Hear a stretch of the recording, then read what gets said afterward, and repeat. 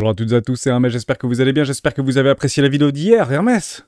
10 jours de hausse et de bougies vertes inarrêtables, mais on se prend une bougie rouge de moins 4% en l'espace de 15 minutes suite au FOMC de 22 heures. Qu'est-ce que tu nous as dit, Hermès? Comment tu peux le justifier? Tu t'es encore trompé, on va bien sûr en parler dans cette vidéo. Vous savez, on aime bien, lorsqu'il y a des directionnels ou des mouvements de volatilité un petit peu exacerbés, peut-être quelques excès, trouver des explications rationnelles à tout ça, et l'explication, nous l'avons trouvée en tout cas. C'est la plus rationnelle que j'ai trouvée tout au long de la soirée d'hier. Je vous l'ai partagée ce matin dans Retour Vidéo et je vais vous en parler dans cette vidéo. On commence maintenant. Avant de commencer, je vous invite toujours à rejoindre le Discord des rois du marché. Vous trouverez le lien dans la description, à l'intérieur une documentation qui s'appelle la stratégie 4 rois. N'hésitez pas à l'utiliser, vous en imprégner, vous en inspirer pour vous aussi. Trouvez votre propre style d'investissement, que ce soit sur le court, moyen, long terme, voire très long terme, mais à très court terme, je vous préconise de ne surtout pas vous surexposer, puisqu'il y a des choses qui sont en train de se passer, notamment sur quelque chose que je ne voulais pas observer, sur les taux très court terme à 3 mois, et on va en parler dans cette vidéo. Bon, je m'étais trompé sur autre chose également, décidément, c'est la vidéo des tromperies. 25 000 $, est-ce qu'on les tient, est-ce qu'on les casse? Personnellement, je pense que si on venait chercher les 25 000 $, c'était pour probablement aller beaucoup plus bas, catalysé par des news extrêmement fortes. La news extrêmement forte, en fait, on l'a eu. C'était l'attaque ciblée de Gary Gensler et de la SEC vis-à-vis de l'ensemble des cryptoactifs et nos cryptoactifs préférés, et notamment sur les échangeurs et les échangeurs que nous utilisons en grande majorité, puisque aujourd'hui Coinbase et Binance sont les plus gros échangeurs, et notamment aux États-Unis, Coinbase est très loin devant, et Binance au niveau mondial sont les plus gros échangeurs. La SEC choisit de cibler ces deux-là, les deux plus gros, pour faire mal, et faire mal probablement longtemps, puisque je pense que ça va durer longtemps, cette histoire et ces procès qui ne font que commencer. Bon, à très court terme, on peut éventuellement justifier que nous avons en face des yeux de très vilaines whales.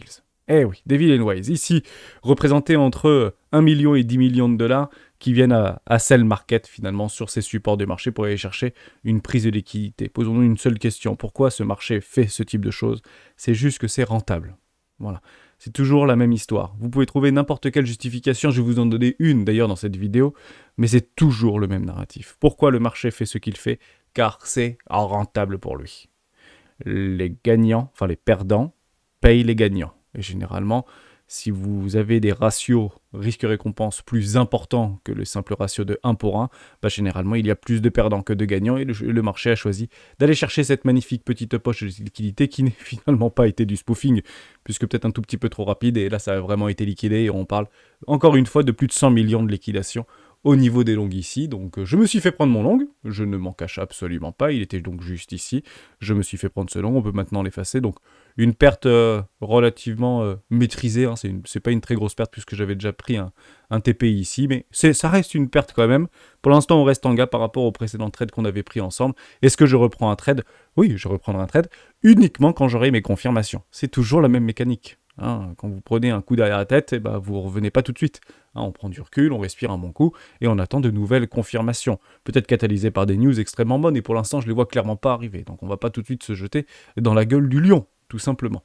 On arrive donc sur cette magnifique résistance. Ici, les 25 000 $, on tend à la tenir. Bon, ça vient... Alors déjà, c'est une très bonne nouvelle, puisque ça veut dire qu'il y a pas mal de personnes qui achètent ces 25 000 $, ce qui me fait juste un tout petit peu peur, et c'est clairement ce que je pensais et ce que j'avais identifié. Je pense que c'est plutôt le retail qui va acheter ces 25 000 $ sur une petite poche de liquidité. En fait, ça loupe pas, parce qu'on voit très bien qu'au niveau des comptes et des ratios comptes, on est en train de littéralement exploser au niveau de ces 25 000 $, plutôt ce côté retail, et au niveau des top traders, c'est pas la bérésina. On a une explosion au niveau des open interest à la suite d'une forte liquidation. On parle ici de près de 15 millions de dollars, c'est juste sur un échangeur, on peut éventuellement, entre guillemets, parler de 100-150 millions de dollars de liquidation de long en l'espace de 45 minutes. Vous avez un léger funding négatif et ça reprend très fort dans le positif. Bon, en somme, je pense qu'il y a pas mal de retail qui sont en train d'acheter ce dip, tout simplement. C'est pas forcément ce qu'on veut entendre et ce qu'on veut apprendre. Il faut plutôt avoir une forme d'inquiétude, pas de doute, hein, même une peur. On voit qu'on a un petit peu peur puisque les personnes qui sont arrivées tard sur ce marché, donc il n'y a que quelques mois, donc moins de 5 mois, sont déjà en train de vendre. Hein. Dernière arrivée, premier sorti, c'est à peu près ce qu'on observe souvent on-chain ou dans notre order flow, c'est exactement ce qu'on est en train d'observer sur Glassnode. Grosso modo, dernière arrivée, premier sorti. Est-ce que c'est une bonne chose? Non, c'est pas une bonne chose ou une mauvaise chose, c'est tout le temps comme ça. Ça ne change tout simplement pas. Nous arrivons donc sur une oblique qui avait été souvent tracée sur les Discord des rois du marché. Juste ici, j'ai pris donc les clôtures de bougies en daily, et on arrive donc sur cette magnifique confluence sur les 25 000 $. Ce ne sont pas des prises de trade. C'est pas sur des obliques qu'on prend des trades. Généralement, c'est là où on prend des profits. Et généralement, c'est les premiers TP de short qui devraient prendre des profits ici. On l'avait dit hier. Nous, en tant que bear, qu'est-ce qu'on attend? On attend une accélération haussière, on attend une réintégration au-dessus de notre moyenne mobile 200 en weekly, on attend un avalement haussier par rapport à la bougie précédente, notamment en weekly, et bah actuellement, on ne l'a clairement pas eu. Donc, on ne pouvait de toute manière hier pas prendre de trade. On attendait ces confirmations. Ces confirmations, on ne les a pas eues. Donc on ne bouge pas. Par contre, les bears, eux, attendaient une accélération, peut-être catalysée par rapport au FOMC. Bon, pas de surprise au FOMC, Jérôme Powell n'a pas augmenté ses taux. Comme on l'a dit hier, il ne s'exclut pas de remonter les taux courant de l'année 2023. On le savait très bien, tout ce qui a été dit, on l'a dit avant, et ça pour le coup, on ne s'était pas trompé. Par contre, là où je suis un peu plus surpris, c'est pourquoi ça a été mal pris par le marché. Bon, il y a une explication extrêmement simple. Donc ces journées de forte volatilité, c'est aussi là où des whales prennent parti de soit acheter, soit vendre, soit capturer la liquidité, soit vendre là où il y a en fait une demande, là où il y a en fait un intérêt. Et il faut comprendre que ces journées de volatilité sont aussi des journées d'intérêt. Et c'est en fait pendant ces très courts laps de temps que vous avez la possibilité soit d'acheter massivement, soit de vendre massivement vos actifs financiers, qu'ils soient traditionnels ou qu'ils soient numériques. Et on a vu en fait que ce sont les mineurs qui ont vendu, notamment Pauline, qui est un petit peu dans le dur depuis maintenant plusieurs mois, par rapport au bear market qu'ils ont pris de plein fouet. Donc ils ont beaucoup mis, alors, beaucoup disaient, c'est Binance qui est en train de vendre leur Bitcoin pour pouvoir soutenir le BNB, parce qu'il y a des liquidations à 220 millions de $, ça tourne pas mal sur Twitter. Non, c'est pas Binance qui vend. En fait, c'est le mineur, Pauline, qui a des comptes sur Binance et des wallets sur Binance et qui vend à travers Binance. Ils ne le font pas au TC, peut-être que personne ne veut leur Bitcoin, donc ils le font directement au marché. Et ils utilisent finalement ces journées-là. C'est la meilleure explication que j'ai trouvée. Donc je crois qu'il y a plusieurs milliers de Bitcoins qui ont été vendus hier, en l'espace de quelques minutes, juste après le FOMC. Juste après le FOMC. Là où il y avait un fort intérêt. Clôture des marchés à Wall Street, etc. Et on dégage, en fait, on vomit tout simplement tous nos bitcoins qu'on voulait vendre à ce moment-là. Potentiellement pas forcément au meilleur prix, mais les mineurs, ils minent, je l'espère pour eux, un peu moins cher que les 24 000 $ ou les 25 000 $, ou les 26 000 $. Donc ça devrait venir de là. Maintenant, est-ce que ça a été catalysé? Est-ce qu'on a eu d'autres news? Non, ça tient pour le moment, donc c'est plutôt intéressant de l'observer. Je vais peut-être vous rassurer sur quelque chose. Qu'est-ce que j'attends maintenant? C'est par rapport à cette oblique, par rapport à cette résistance, par rapport à ce trou du volume profile que nous sommes donc en train actuellement de combler. Juste ici, vous aviez des magnifiques trous dans le volume profile, donc nous y sommes. Est-ce que ça va tenir? Si vous n'avez pas de news, ça pourrait tenir. Mais pour l'instant, honnêtement, je ne connais pas l'avenir et je ne suis pas confiant sur ce marché. Donc j'attendrai des vraies confirmations et des vrais retournements. Vous avez actuellement une divergence haussière potentielle. On attendra donc une clôture et un ravalement de la bougie précédente, au-dessus des 25 200, au-dessus des 25 300 $, avec une bougie d'acceptation, et pourquoi pas prendre une accélération pour aller chercher un objectif de clôture en weekly. C'est ça que j'attends. Je veux que ce cours clôture à 26 500 $ dimanche soir. Vous allez me dire, Hermès, côté de la plaque. Non, c'est complètement possible que ça vienne clôturer au-dessus des 26 500 $. Pourquoi? Parce que là, on va regarder notre petite boussole. Vous savez, on adore cette petite boussole. Et le 16 juin, c'est quand même dingue, c'est donc demain, vous avez un max swing price à 26 500 $. Eh oui, vous avez un max swing. Alors, il n'y a pas beaucoup de Bitcoin, etc. C'est pas énorme en termes de pool et de cote, mais techniquement, c'est 26 600 $ au niveau du max price. Donc, c'est pas complètement délirant qu'on se retrouve par là dans la journée ou en fin de journée, voire demain matin, lors de l'éclôture des options. C'est aussi demain les 4 sorcières, le 3e vendredi du mois de juin. Donc c'est 4 fois dans l'année, les 4 sorcières. Clôture trimestrielle, oui, je crois que c'est 4 fois dans l'année. C'est les 3e vendredis du mois de septembre, du mois de juin, du mois de avril et je sais plus trop. Bon, vous avez compris un peu l'idée. Ou du mois de mars, je sais plus. J'ai peut-être un doute. Du mois de janvier. Bon, bref, j'ai un doute. C'est 4 sorcières, c'est le 3e vendredi. En tout cas, du mois de juin, c'est demain. Et ça, on en est un peu près sûr.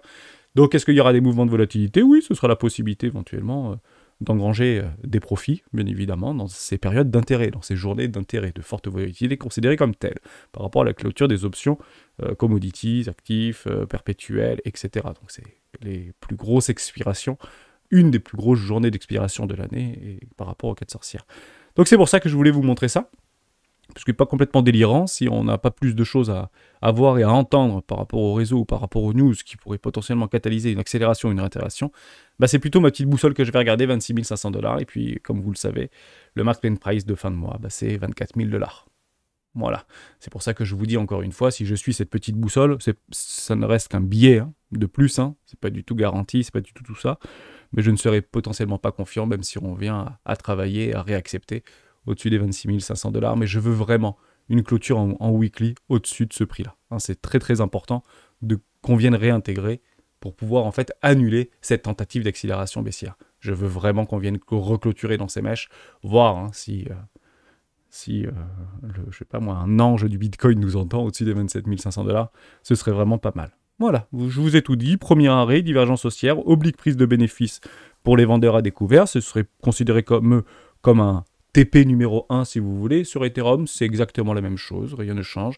On est actuellement en train de travailler le premier arrêt, donc aucun problème avec ça, je vais le grandir un petit peu. Vous avez d'ailleurs une divergence haussière ici potentielle en daily, cette fois-ci cachée. Donc ici, vous voyez que ça baisse au niveau du RSI en daily. Ici, vous voyez que ça monte. Donc divergence haussière potentielle cachée et clôture au-dessus des 1750 $ pour potentiellement pouvoir la confirmer. Ichimoku Kinkoyo. On aime bien Ichimoku Kinkoyo. Allons y faire un tout petit tour sur Ichimoku Kinkoyo. Juste ici, on va effacer tout ça. Plus de choses à dire. Donc en 1 heure, c'est baissier. En 4 heures, c'est baissier. En daily, c'est baissier et on a même cassé au niveau de notre Chikungunya Span ici au niveau de notre SSB. En weekly, c'est pas bullish, c'est plutôt neutre puisqu'on est toujours dans le nuage. Un petit peu un air de déjà-vu par rapport à ma fractale de hier. Je ne vous ai pas parlé d'Ichimoku Kinkoyo par rapport à cette fractale de 10 jours successifs, mais on était exactement là-dedans. On était en fait on était au-dessus de notre Tenkan, dans le nuage, on était au-dessus de notre Kijun, on était très très proche en fait de notre Tenkan Kijun et puis on a continué à accélérer 10 jours de hausse inarrêtable. Bon, il y a quand même des objectifs qu'on pourrait éventuellement prétendre par rapport à peut-être un rachat, des équilibres, je ne sais pas, on peut l'appeler comme vous voulez. Ici sur notre Kinjun, sans aucun problème, donc les fameux 23 600 $ ici, et en mensuel, vous avez votre Tenkan, juste là, à 23 300 $. Donc ça peut être éventuellement un objectif, encore une fois, de prise de profit pour des vendeurs à découvert qui cherchent l'accélération. Sous-entendu, l'accélération n'a pas encore eu lieu, en tout cas, on est en cours d'accélération baissière. Et ce sont aussi des objectifs complètement logiques. Mettez-vous toujours, même si on est haussier, si je suis haussier, si vous êtes haussier, à ce moment-là, mettez-vous toujours dans la peau des bears. Où est-ce qu'ils prennent leur profit, où est-ce qu'ils prennent leur TP numéro 1 Généralement, vous prenez un TP numéro 1 sur un premier arrêt. C'est à peu près ce qu'on fait quand on est boule, où on va chercher un premier arrêt de tout le précédent mouvement pour prendre des massifs profits. C'est exactement ce que je ferais sur les 33 000 $. C'est la même chose pour les bears. Sauf qu'ils le font à l'inverse. Dans la tendance court terme ici, mais ils le font à l'inverse. Et ce serait aussi donc des objectifs de bénéfices, de prise de bénéfices sur les 23 200 $. Je parle aux bears. Ensuite, vous irez peut-être chercher, vous les bears, qui sont plutôt confiants maintenant, à l'heure où je vous parle, peut-être aller chercher les 12 000 $ pour un objectif final, ou les 10 000 $ sur l'objectif final. On le sait, vous êtes nombreux à jouer ce play-là depuis très longtemps, vous avez été très malmenés, vous les bears, pendant plusieurs mois maintenant. Depuis le début de l'année, vous êtes très malmenés. Là, vous êtes tenté de reprendre le momentum. Vous tentez d'ailleurs, et vous êtes en train de le récupérer. Ne nous y trompons pas. On se retrouve encore dans une absurdité de survente ici. On y était sorti et on est en train d'y revenir. Enfin, on est toujours dans un enfoncement, absurdité de survente, pardon. Ici en mensuel. En weekly, on a cassé. On est en train de re-rentrer sur les neutralités. On vient sur les 0,50. Pas forcément une mauvaise chose. Et puis, on peut se rediriger une nouvelle fois vers de l'absurdité de survente. Et puis, c'est ici, généralement, qu'on commence à réfléchir, à reprendre des positions sur Bitcoin, et c'est là où moi je prendrai généralement des positions sur Bitcoin, et vous voyez qu'on n'y est pas encore, donc ce sera très proche, je pense, des 18 500 $, 19 000 $, en tout cas très proche des 20 000 $, avec des objectifs, notamment sur la SSA, juste ici, 19 400 $, pas complètement impossible d'y refaire un petit tour, et notamment sur cette moyenne mobile trimestrielle en 20 périodes, qui ne se trouve pas ici, qui se trouve un tout petit peu plus haut maintenant, me semble-t-il, voilà, juste là, sur les 22 000 $. Bon, vous avez tout, on a plein d'objectifs, nous vous les bears, vous avez beaucoup d'objectifs, donc profitez-en. Une bonne nouvelle quand même, c'est qu'on a finalement comblé ce gap. Est-ce qu'on ira d'abord combler le gap plus haut? Est-ce qu'on ira d'abord combler le gap plus bas? On a recomblé le petit gap du mois de mai juste ici. Ok, maintenant on peut l'effacer, c'est chirurgical, vous allez me dire. On va passer en délit, on le verra beaucoup mieux. Voilà, chirurgical. Bon, hop, on peut l'effacer. Vous en avez un plus bas, le prochain est celui des 21 000 $ jusqu'aux 20 200 $. Et il y en a aussi plus haut, juste là, 29 600 $. Et puis beaucoup plus haut, pourquoi pas aller chercher cette fameuse Ascension fulgurante, arrachement haussier, 10 jours de vert ininterrompu ou 15 jours de vert ininterrompu jusqu'à la fin du mois avant de se cracher littéralement. Il y a des choses que je voulais vous parler, mais juste avant, je vous parle du FOMC. Je vais aller extrêmement vite. Powell. Malgré ses perspectives, le président de la Fed, Jérôme Powell, a déclaré que les futures décisions en matière de taux seraient prises au fur et à mesure des réunions, ajoutant qu'aucune décision n'avait encore été prise concernant la réunion du mois de juillet. Rien ne change finalement dans son discours mois après mois. Il a exactement la même mécanique, il fait les mêmes lectures et c'est exactement ces mêmes interventions. Ici aussi, et on l'avait vu ensemble par rapport à ce fameux PCE Core, qui est l'indicateur le plus regardé par la Fed, qui n'a pas fortement dégradé. Donc c'est hors produit volatile. Donc on était à 5,1 de consensus, on est passé à 5 me semble-t-il. Donc on est loin de l'effondrement et on est loin de la vraie chute au niveau du PCE Core. Donc je pense, et il le dit, je pense que si vous regardez l'inflation PCE Core dans son ensemble, sur les 6 derniers mois, vous ne voyez pas beaucoup de progrès. Voilà. Donc en gros, encore une fois, je le résume en une phrase, on décidera oui ou non de l'augmentation des taux si nécessaire, au doigt mouillé. Voilà. Trueflation s'explose au sol. C'est impressionnant de voir un truc pareil. Honnêtement, je peux quasiment encadrer là une déflation. À très peu de choses près, je pense qu'on va rentrer dans quelque chose qui n'est pas très bullish dans les prochaines semaines. Prochains mois, mais prochaines semaines, à ne tarder. Dernière petite chose que je voulais vous montrer, c'est ça. On a aussi quand même au niveau de la décision de la Fed de la BCE, ce sera donc tout à l'heure à 14h15. Christine Lagarde va très probablement remonter à 4%. Au niveau du consensus vis-à-vis des États-Unis, on a décidé pour Jérôme Powell apparemment à 70%. Ce sera une augmentation de 0,25 fois pour le mois de juillet et on arrivera finalement sur notre terminal rate. C'est actuellement ce qu'ils sont en train de dire. Moi je pense qu'on est arrivé sur le terminal rate et je pense qu'il n'y a aucune raison d'augmenter les taux au mois de juillet. Aucune raison. Si on continue à avoir des indicateurs qui fléchissent, une inflation qui fléchit, je pense qu'on est arrivé sur notre terminal white. Maintenant, ce qui m'intéresse, c'est de savoir est-ce que oui ou non, on commence cette phase de pivot. Et encore une fois, je le dis, je le matraque, ce pivot sera subi. Mais si je pars du principe que ce pivot soit subi et que le consensus actuellement nous explique qu'il y aura potentiellement un pivot pour début d'année 2024 ou fin d'année 2023, il peut être aussi subi avant. Et il y a quelque chose qu'il faut vraiment regarder. C'est clairement ce que je ne voulais pas voir hier. Enfin dans la journée d'hier ou aujourd'hui. C'est ça. C'est ça. C'est l'augmentation assez franche, assez forte des taux à 2 ans. Vous l'avez ici, vous voyez la petite courbe rouge. On est en train d'exploser au niveau du taux à 2 ans. On est en train d'exploser au niveau du taux à 3 mois. On a une forte disparité entre les taux long terme et les taux court terme. Ça, c'est la récession sévère. Ce que vous avez sur les yeux, vous prenez une photo, on n'y est peut-être pas, vous ne le voyez pas, on ne le voit pas, on est à côté peut-être, mais ceci nous explique depuis toujours, à de très rares exceptions, qu'on va se prendre une récession sévère. Et j'irai encore plus loin, cette récession sévère, c'est que la Fed continue son tapering, continue à réduire son bilan. Et une augmentation des taux, une inversion de la courbe des taux, plus un tapering, c'est une récession dure qu'on va se manger.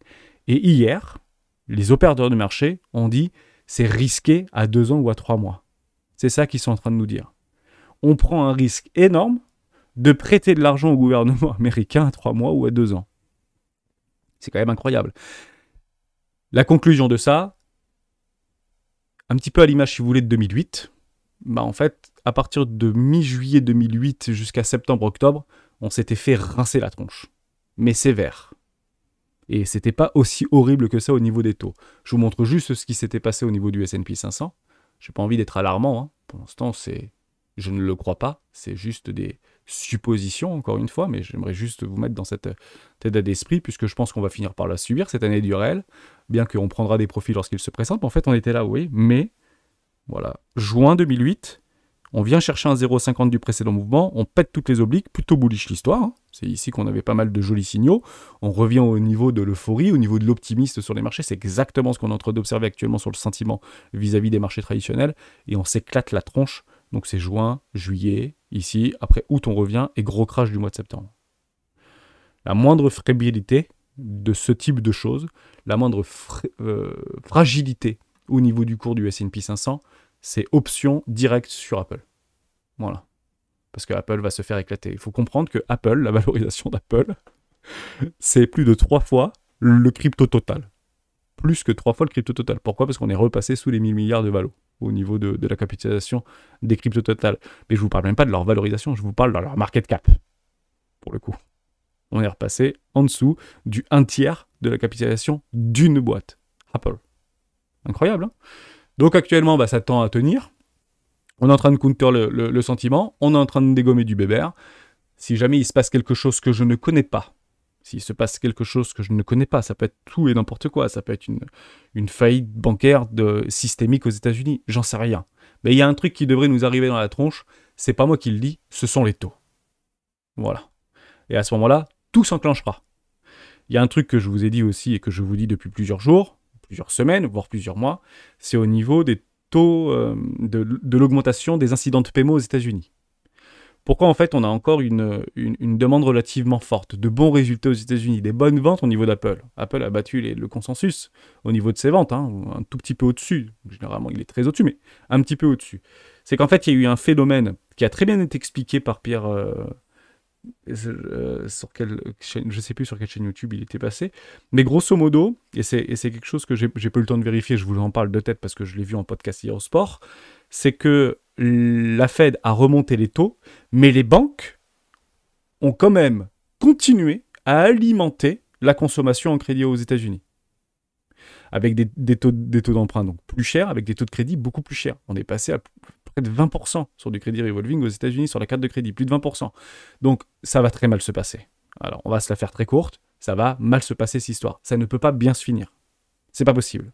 On est en train de battre des records au niveau des incidents de paiement de ce qui s'était passé en 2008. Tout ne va pas bien. Tout ne va vraiment pas bien aux États-Unis.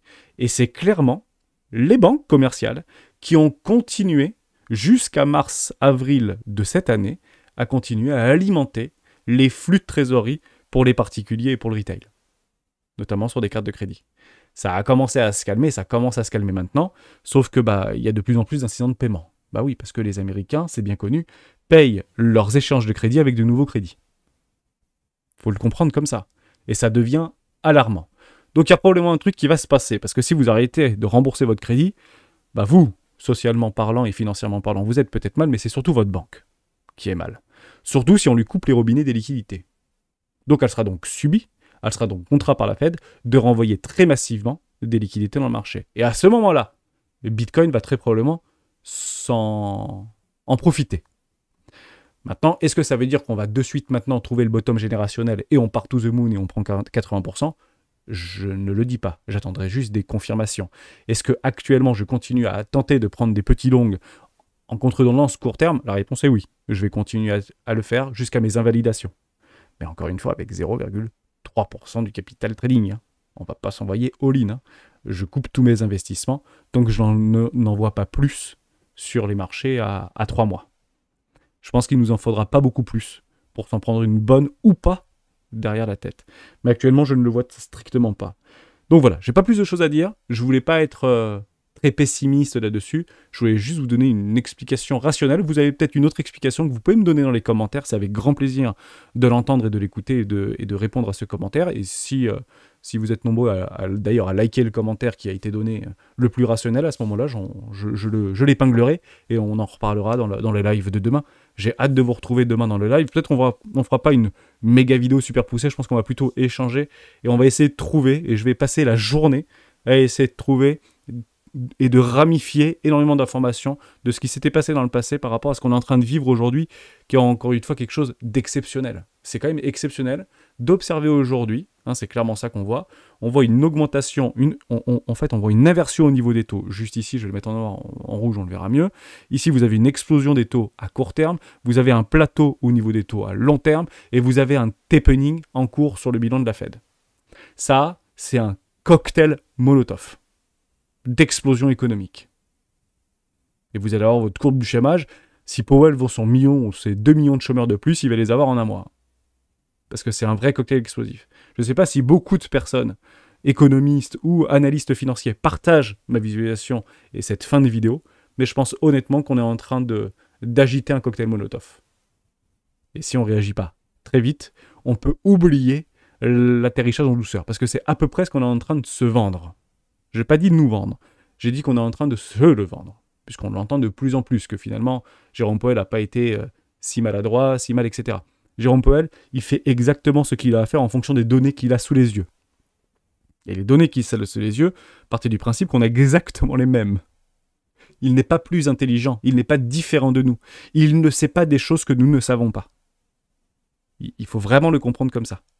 C'est le patron, on ne va pas dire le contraire, mais encore une fois, il agit en fonction des données qu'il a, et son expérience, bien évidemment. Voilà, j'espère que je vous ai aidé, et je pense qu'il va finalement être contraint de racheter beaucoup d'actifs financiers, de sauver beaucoup de banques qui pourraient nous exploser la tronche d'ici peu de temps. Et ce ne sera pas la faute des banques. Ce sera la faute des personnes qui ont pris des crédits et qui ne pouvaient plus rembourser leur carte de crédit. Ils ont menti. Parce qu'ils ont dit qu'ils étaient solvables. En fait, ils ne l'étaient pas. Voilà. J'espère que je vous ai aidé dans cette vidéo. On refait un point global par rapport à tout ça demain dans le live. J'ai pas plus de choses à dire. Et je vais juste peut-être vous faire sourire. Mais je reste haussier. Voilà, je me suis juste peut-être trompé sur cette fameuse petit atterrissage, sur ce magnifique petit premier arrêt. Franchement, il est beau. Tant que le premier arrêt tient, le plus probable, qu'est-ce que c'est? Eh ben, c'est de faire un nouveau plus haut. Maintenant, s'il y a des mauvaises news qui vont arriver que je ne connais pas et que je n'ai pas encore vu sur Twitter, qui viennent de passer à l'instant, et qu'on se retrouve dans une magnifique zone de rechargement d'achat court terme, à ce moment-là, toujours la même chose et toujours la même mécanique, on attendra toujours dans des zones de rechargement des petites structures. Voilà, c'est ça qu'il faudra attendre à ce moment-là. Ni plus, ni moins. On n'achète pas des couteaux qui tombent dans les zones de rechargement. L'objectif, c'est d'envoyer Bitcoin plus bas que terre si on venait à perdre ce premier arrêt. C'est toujours la même chose. Hein. Et vous avez un petit déséquilibre de marché sur les 20 200 $. À quel moment je commence à me réinvestir? Lorsque j'aurai toutes mes structures, mon retournement et des bonnes news qui accompagnent ce mouvement. Ciao.